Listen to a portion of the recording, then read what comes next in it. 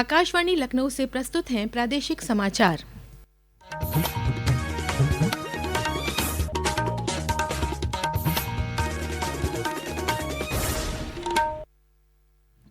मुख्य समाचार।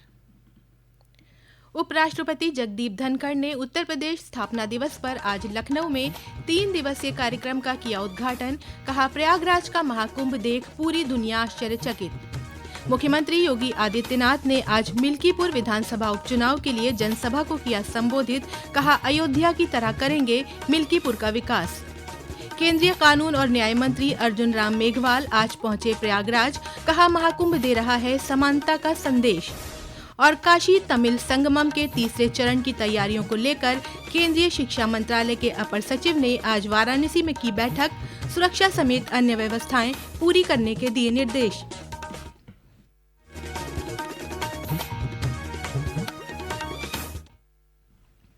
नमस्कार, प्रदेश के समाचारों के साथ मैं तनवीर फातिमा और अब समाचार विस्तार से। उपराष्ट्रपति जगदीप धनखड़ ने उत्तर प्रदेश स्थापना दिवस पर आज लखनऊ के अवध शिल्पग्राम में 3 दिवसीय कार्यक्रम का उद्घाटन किया। इस अवसर पर उपराष्ट्रपति ने कहा कि बीते वर्षों में भारत ने विश्व में जो उल्लेखनीय प्रगति की है, उसमें उत्तर प्रदेश की विशेष भूमिका है। उन्होंने कहा कि एक समय प्रदेश बीमारू राज्य था, लेकिन अब स्थिति पूरी तरह से बदल गई है। प्रदेश ने ईज ऑफ बिजनेस में लंबी छलांग लगाई है। आपके प्रदेश की प्रगति की जब आकलन करते हैं, आपका प्रदेश ईज ऑफ बिजनेस जो अति आवश्यक है। कोई भी निवेश नहीं करेगा जब उसको सरलता नहीं दिखेगी, उसको अगर भ्रष्टाचार दिखेगा, उसको इनएफिशिएंसी दिखेगी, उसको रेट टेपिज्म दिखेगा, वो नहीं आएगा। आपने लंबी छलांग लगाई है, 19वें स्थान से दूसरे स्थान पर आए। उपराष्ट्रपति ने कहा कि प्रयागराज में हो रहे महाकुंभ पर दुनिया का ध्यान है। दुनिया की संस्थाएं महाकुंभ के इतने बड़े आयोजन के प्रबंधन का अध्ययन कर रही हैं।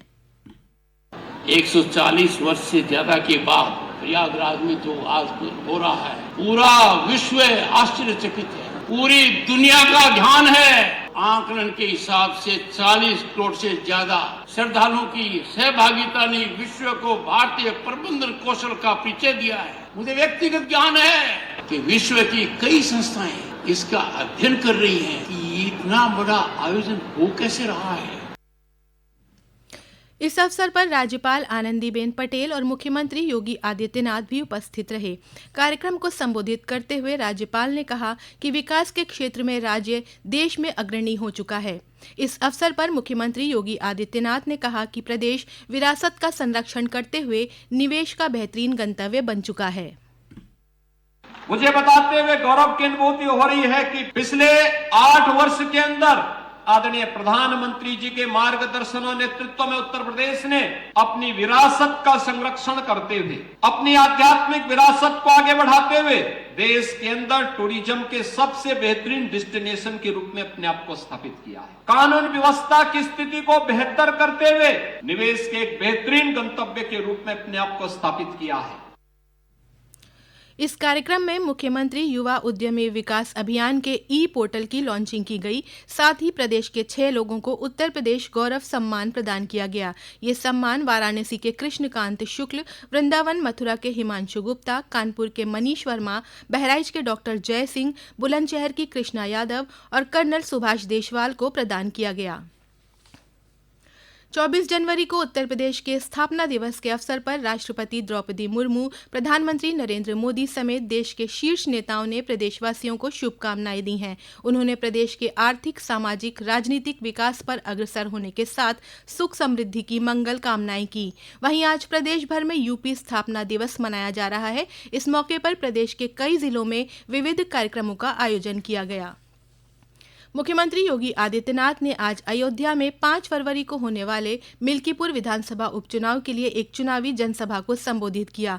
इस दौरान उन्होंने विपक्ष पर जमकर निशाना साधा। श्री योगी ने कहा कि हाल में हुए उपचुनाव में 9 में से 7 सीटों पर भाजपा ने जीत दर्ज की है। उन्होंने कहा कि मिल्कीपुर में भी रिकॉर्ड तोड़ना है। मिल्कीपुर को भी अयोध्या की तरह विकास की बुलंदियों पर पहुंचाना है।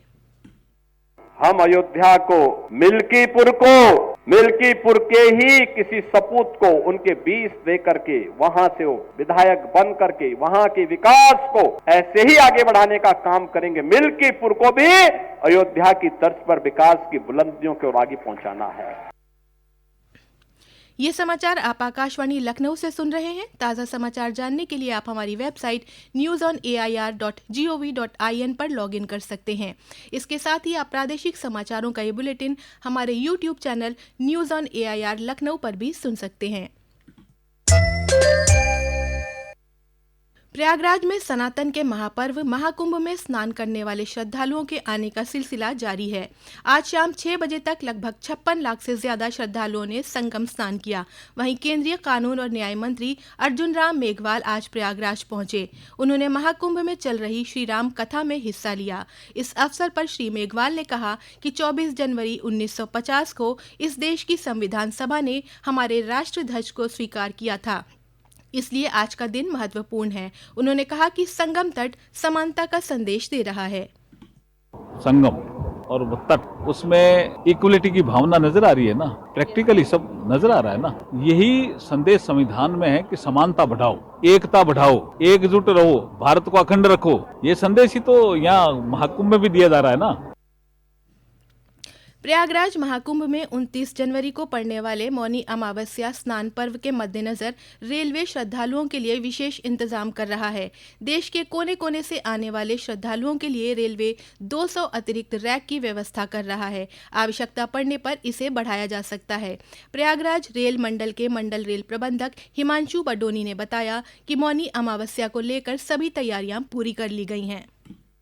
अब हमारे लिए क्योंकि मौनी अमावस्या का समय है, ये पीक ऊंची भी होगी और लंबी भी होगी, तो हमें अभी जो तैयारी है बिल्कुल फुल थ्रॉटल पे अपनी 2 दिन के लिए रखनी है। एक तो चीज ये है, दूसरी चीज ये है कि हमें ज्यादा तैयारी करनी है, तो उसके लिए हमें 25 एक्स्ट्रा रेक्स, तो अब हमारे पास पूरे क्षेत्र में लगभग 200 रेक्स हो चुके हैं जिनसे हम लोग स्पेशल ट्रेन का संचालन कर सकते हैं। उसी के हिसाब से सारे क्रू, सारे लोकोमोटिव, सब चीजों की व्यवस्था कर ली गई है।